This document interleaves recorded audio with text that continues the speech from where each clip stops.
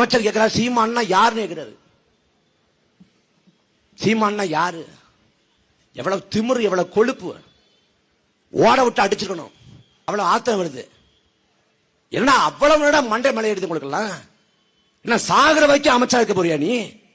சாகர வரைக்கும் வாழ்நாள் முழுமைக்கு விஜய் தான் முதலமைச்சரா? அதேதான் நாங்களும் கேட்கிறோம். சீமான்னா யாரு? சீமான்னா யாரு?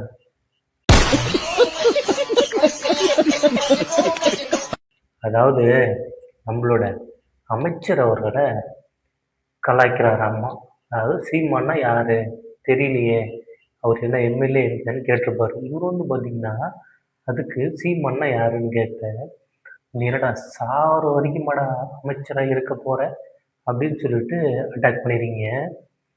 ஆமாம்மா, எங்கள் அமைச்சர் வந்து சாவர வரைக்கும் அமைச்சராக இருக்க மாட்டார். உங்கள் அண்ணன் வேணா திரள் நிதி வாங்குறதுலையும் மக்களுக்கு கதை சொல்கிறதுலையும் டைரக்டர் ஆக்ஷன் கதை சொல்லி மக்களை ஏமாற்றி முட்டாளாக வச்சதுல கடைசி வரைக்கும் ஒரு எக்ஸ்பர்ட்டாக இருப்பார்.